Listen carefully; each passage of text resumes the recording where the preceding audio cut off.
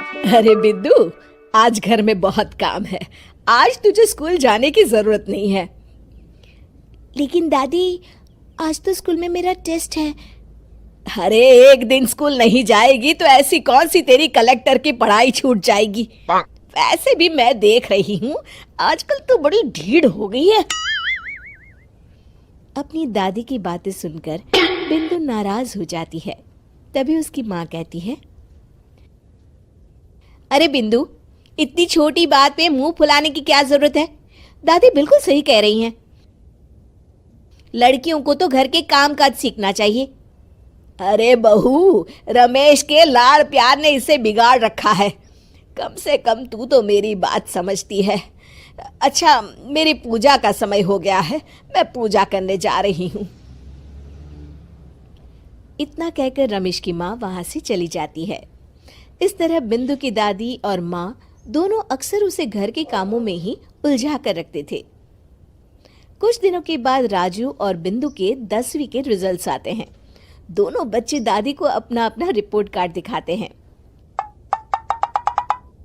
शाबाश मेरे लाल, तू तो बड़े अच्छे नंबरों से पास हुआ है।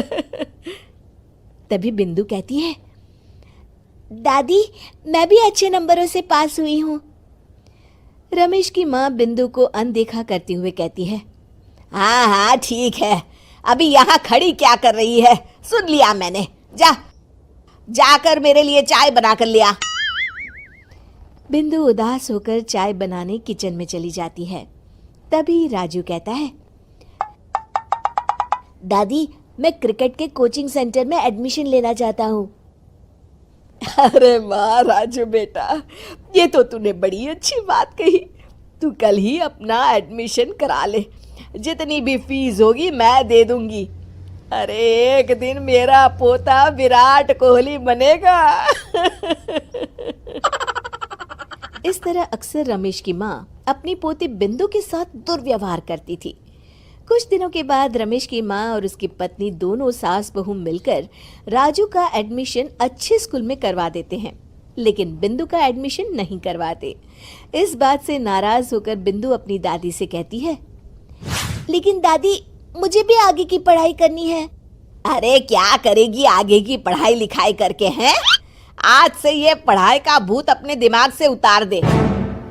इतना कहकर रमेश की माँ वहां से चली जाती है।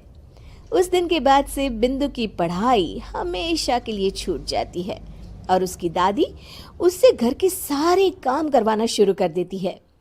इस तरह उसका सारा दिन घर के कामों में ही बीत जाता था।